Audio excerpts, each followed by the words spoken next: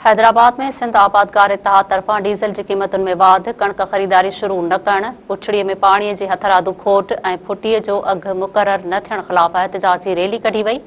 सिंध आबादकार इतिहाद तरफ़ां नवाब ज़ुबैर टालपुर ऐं ॿियनि जी अॻवाणीअ में फतह चौक खां प्रेस क्लब ताईं रैली कढी नारेबाज़ी कई वई। उन मौक़े ते नवाब ज़ुबैर टालपुर ऐं ॿियनि ख़िताब कंदे चयो त आलमी मंडीअ में तेल जा अघ घटिजण बावजूदि वफ़ाक़ी हुकूमत डीज़ल जे अघ में घटिताई न पई करे, जंहिंजा ज़रई शोबे ते तमामु ख़राब असर पइजी रहिया आहिनि।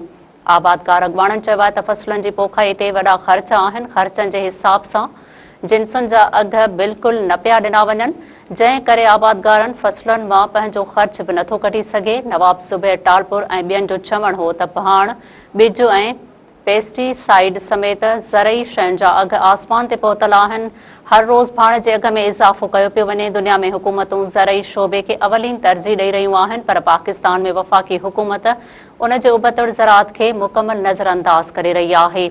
आबादगारनि पाणी जे हथरादू खोट ते ॻणती ज़ाहिर कंदे चयो त सिस्टम में 30% इज़ाफ़ी पाणी हुजण बावजूदि नारा ऐं रोहड़ी समेत मुख़्तलिफ़ कैनालनि सां लाॻापियल शाख़ुनि ऐं वाहन जी पुठड़ीअ में पाणी न आहे, जंहिं करे फुटीअ जी पोखी बि न थी सघी आहे।